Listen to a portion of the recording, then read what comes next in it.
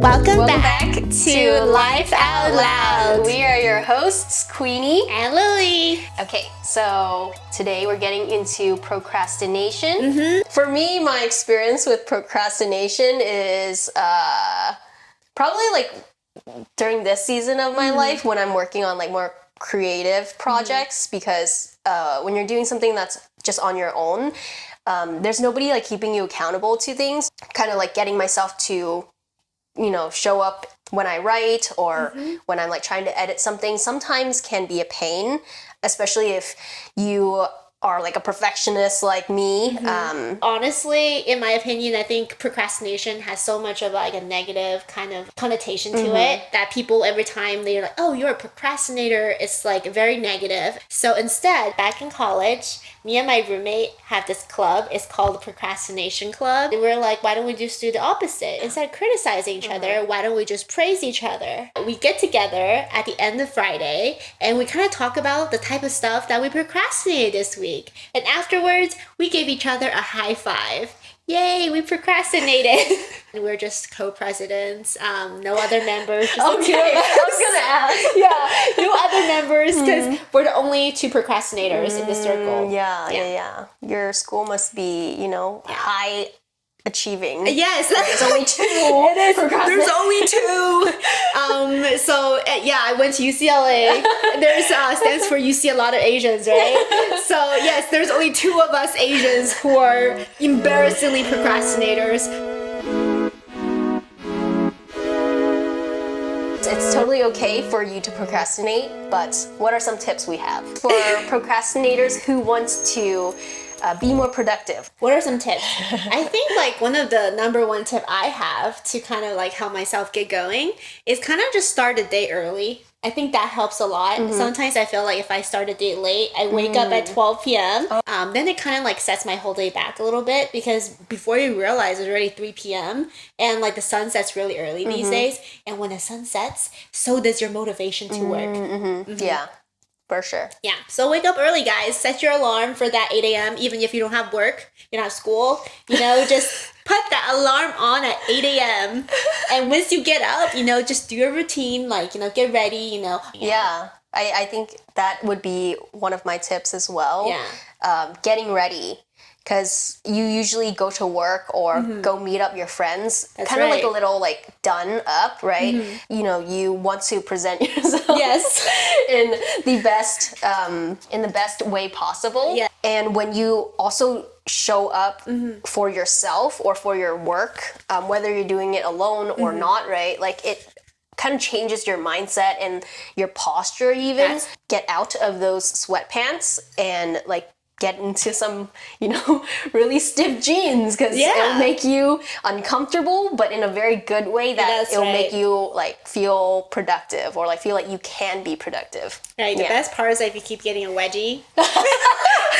We also talked about instead of putting aside our work until the very end of the week by procrastinating, we could try to go hard on the first few days of the week. So then maybe towards the end of the week, you could kind of like slack off a little, or if your energy is lower on those days, then it will be totally fine to just take it chill, instead of having to feel guilty towards the end of the week and be like, oh, I didn't get to do this and didn't get to do that.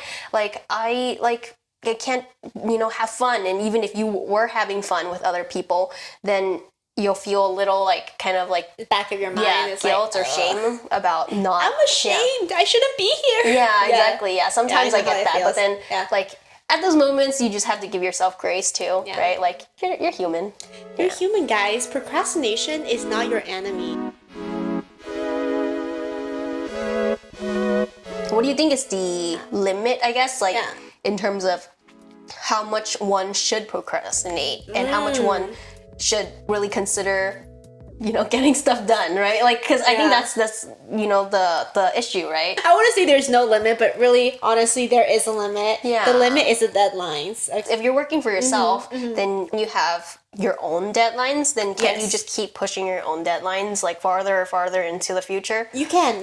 I think that's a common thing that people do. They don't have a set, like, hard deadline. It's not like if you have a publisher, if you're a manager who's Yeah. like, hey, I want this be done by next month. People tends to kind of push the deadline all the way to, like, maybe next year or even the year after.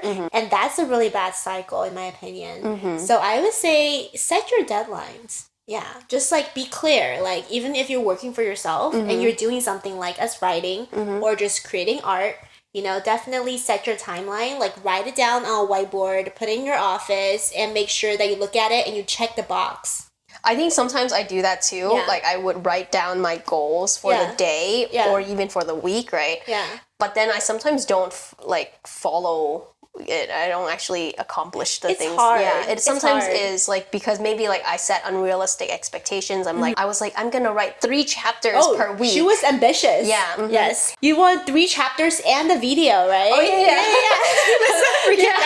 Yeah, that's just unrealistic. That's right. So then at least for me, what I'm learning also, Yeah. I think because we're accountability Yeah, partners yeah. right now, I'm like, oh, let me set the bar low. Yes, I do that too. Yeah. Set your bar Yeah, low so you will never, like, fail. Yeah, or Right. like at least in the beginning when Yeah. you make small goals, then you don't feel this overwhelm That's a in good point. approaching it. Yeah.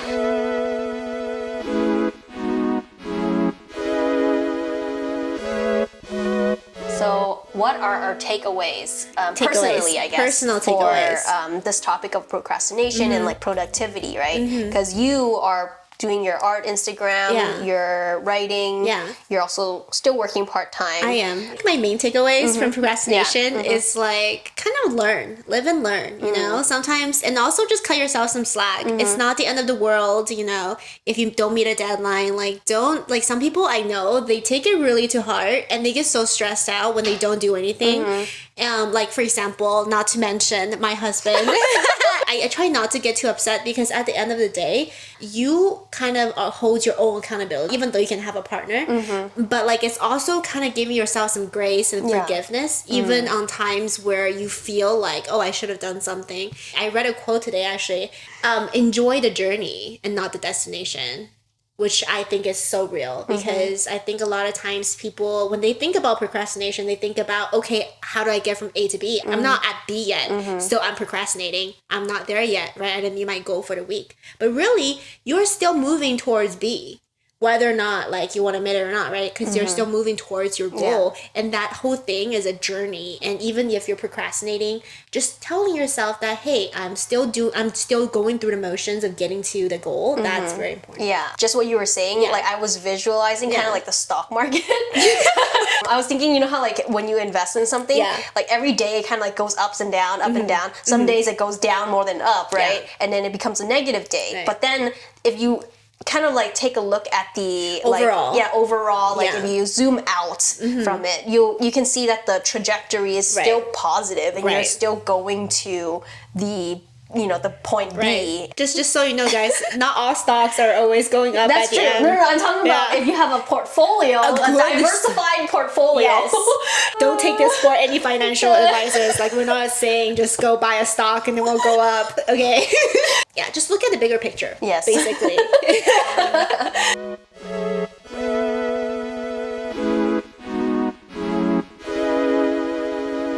For you, like, Yeah. is it easy to forgive yourself if you don't meet like something that you like told yourself that you'll do? It's not easy, actually. I'm kind of a perfectionist, even though I don't always seem like it. I'm a little OCD too. Yeah. I always feel like, oh, I can do better. And then if I don't meet it, I feel really bad as well. But, you know, it's kind of like practicing, just Yeah. practicing. My mind will be like, oh, you were so crappy today. You're so lazy. Like, you'll never achieve anything. Like, I have a lot of negative criticism Yeah. in my mind. And I kind of just, like, let these thoughts pass, you know? I try not to grasp onto them because Do you I talk know... back to them and you're like, no, I'm not lazy. I'm just lazy today, okay? No, I don't. Because if I talk back to them, I feel like I'm giving them attention and focus and energy. Like, when you have these negative thoughts, like, just know that they are negative and just kind of let them go. And then I'd rather spend my energy on more, obviously productive things. You know, if I know I already messed up today or yesterday, then I'm not going to keep kind of being in that ditch, right? I want to kind of get out of it and start working. So Yeah. I think sometimes when I do pay attention to those things, I end up actually wanting to numb my own emotions out. I'm like, okay, let me just like watch some Netflix or like it's easy, some K-drama and not feel so bad about myself for having not done what I wanted to do. right? But then that sometimes like prolongs my suffering by making me like stay up late into the night, and then I end up waking up late the next day, and then the cycle kind of goes on, right? But instead kind of being like you, where you just kind of like don't give attention to it or like energy towards it, and then you kind of approach it like, okay, how can I do better the next day? Right. I have a tendency to do that too, because when you're already feeling bad, you want that little shot of like, you know, happiness, dopamine, and you think you can get it like really quick by, you know, maybe going on the internet and like going to social media and stuff like that. But actually you have to kind of stop yourself, because that's only a negative cycle, like you said, because you're only actually delaying what you need to do further. So yeah, try to like be aware and try not to do that. Be kind to yourself in the right ways. That's right. Yes.